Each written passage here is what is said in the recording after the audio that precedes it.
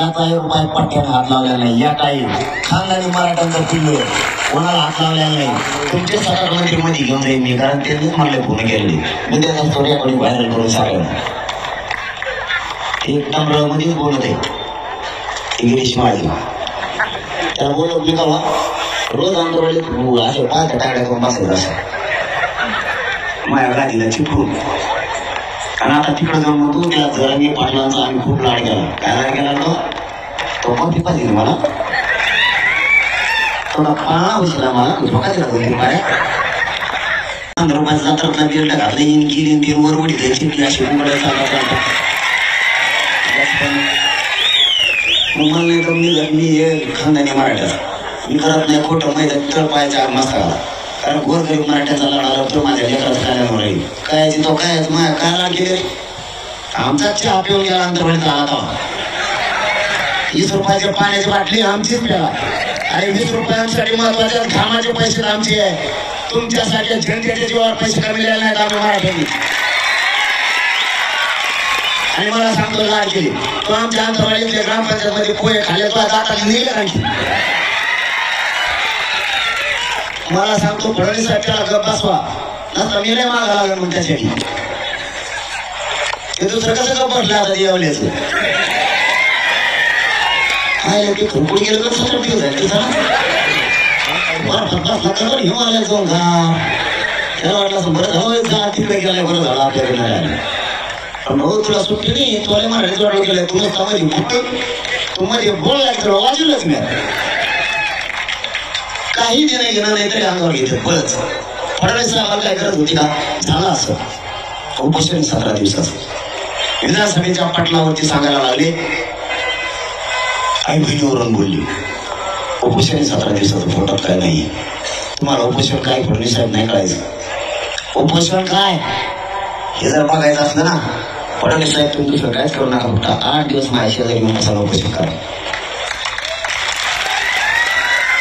तुम्हाला उपोषणाची फडणवीस साहेब मग किंमत कळत. उपोषण म्हणजे काय कुंकुम कुंकुम हवा ते तुमच्या तुम्हाला मिळ सुद्धा नाही लागायचे. कुंकुम कुंकुम तुमची ढेरी पोटा चिटकायला मै सुद्धा नाही व्हायची तुम्हाला.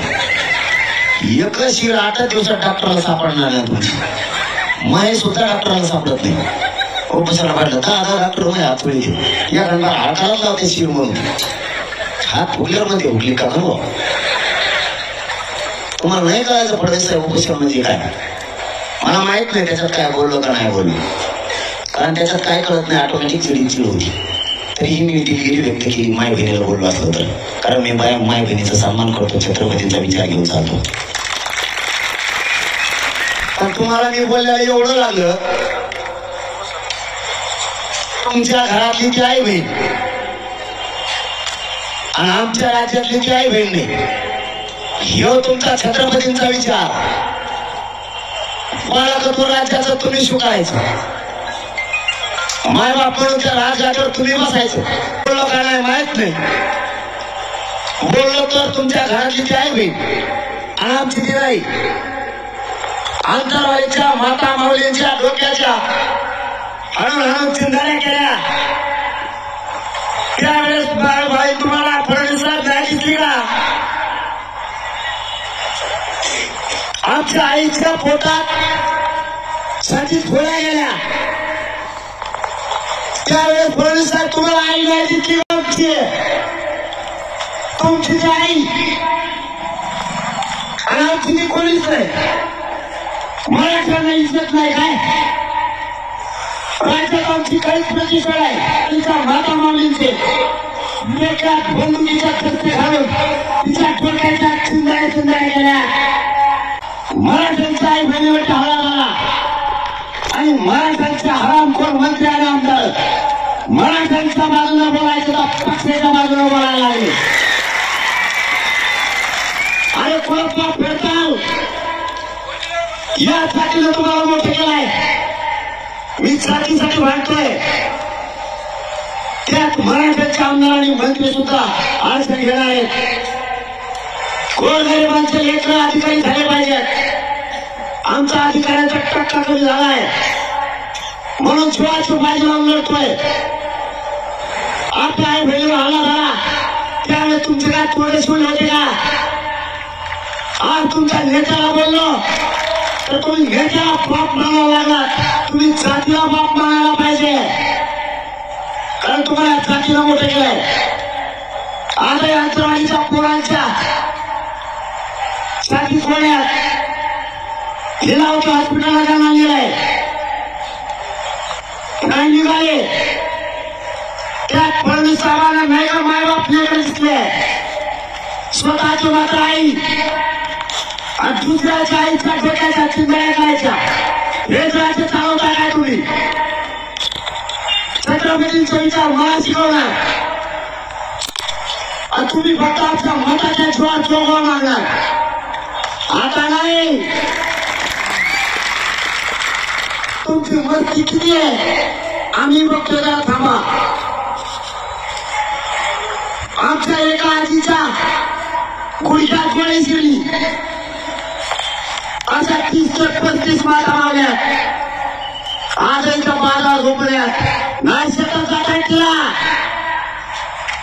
त्या फडणवीसांना नाही काय दिसली. 350 पोरांनी आत्महत्या केल्या. आमच्या आईच्या कंपाच्या कुंकू मुकलाय. फडणवीस साहेब त्यातले नाही दिसत तुम्हाला. ते लेकरं उघड्यावर पडल्यात. तिच्या पाठीशी नाही राहिलं कोणी. तुम्ही आरक्षण दिलं असता तर त्या आत्महत्या नसत्या झाल्या. कोणत्या नाव टाकताय तुम्ही? दुसरी चूक केली. परत मी परवा रात्री विचारलंय, ज्या पोलिसांनी हल्ला केला होता त्यांना निलंबित केलं होतं.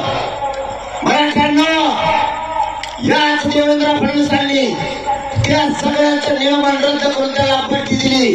बघा, मराठ्यांना मारल्याबद्दल बक्षिसी दिली. फडणवीसांनी पाप पुढे फेडणार आहे. स्वतःच्या आईला बोलत एवढं लागलं. आमच्या आई बहिणीला आत्ताही उठता येत नाही. 34 टाके त्याला पडल्यात. ते टाके तुला कोणी पडत नाही. आत्ताही ओले डोक्यात 4 महिन्याचा लिहून म्हणजे माता माऊली मंडपात बसली. तिच्या डोक्याच्या चिंध्या केल्या आणि ते 4 महिन्याचं लेकरू आईच्या रक्ताला माखलाय. स्वतःची आई आणि दुसऱ्याची आहे नाही. मला नका शिकवा. तुम्हाला सुट्टी देणार नाही मराठ्यांना. तुम्हाला माझा शब्द आहे, जेलमध्ये सोडलं मी तरी तुमच्या शिकवदारी करणार नाही. त्याच्या मुठीवर पाहिजे आरक्षण देणार. याला नाही सुट्टी. मी माझ्या समाजासाठी लढतोय. मी काय चूक करत नाही. तुमच्याशी फुटण्यासाठी नाही आलो मी. मला तुमच्या पैशाची नाही गरज नाही. मला तुमच्या पदाची गरज. तुम्ही किती नावं टाकणार? भाजपच्या कार्यकर्त्यांकडून माझा हल्ला करणार राज्यभरात कुठेही. म्हणून पोलिसांचा बंदोबस्त सुद्धा रस्त्यावरचा कमी केला. आज सकाळपासून वाढवलाय. त्या हिंगोलीच्या पोलीस बांधवांचे खरंच आम्हाला आज वाढलाय. परंतु फडणवीस साहेब, हे निर्देश देणं तुमच्यासाठी चांगलं नाही. आणि तुमचा कोण भाजपचा कार्यकर्ता ना त्याला म्हणून तुम्हाला गाडीचा पुढे खूप दाखवतो तुला.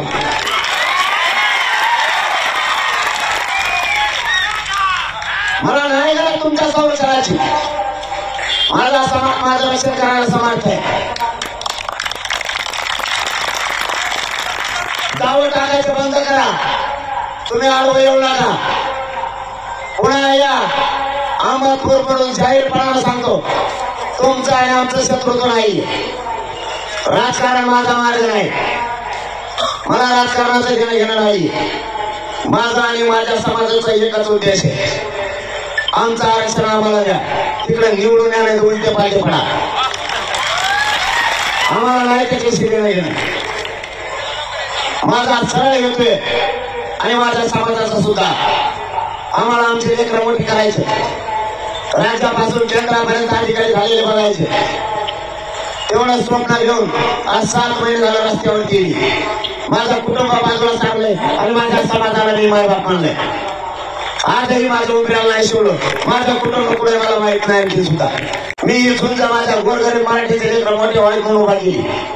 मी मरायला नाही भेट. या समाजाला मी मायबाप मानलंय. यांच्याशी गद्दारी करणारी पैदास माझी नाहीये आणि या समाजाने मला माया कमी नाही केली. माझ्या आई बापाची एकही दिवस मला आठवण या समाजाने येऊ दिली नाही. याची माया माझ्यावरती केली. मला तुमच्या कशाशी घेणं नाही सरकारच्या. मला अडचण पाहिजे. तुम्ही आडव्या फडणवीस आणखी तरी शिरू नका. तुम्ही गलत माणसाला घेतलाय. तुम्ही माझ्या नादाला लागू नका. माझ्या नादाला लागलं की मी सरळ केल्याशिवाय सोडत नाही. कारण मी आतापर्यंत तुमच्या विरोधात काहीच बोललो नव्हतो. पण तुम्ही जे मुंबईला जायची जी रॅली होती आपली 2 महिन्यापूर्वी तेव्हापासून माझा ट्रॅप आहे. कसा गुंतवायचा बघा. स्वप्न काय ते सांगतो. 10% याला घ्यायला लावा.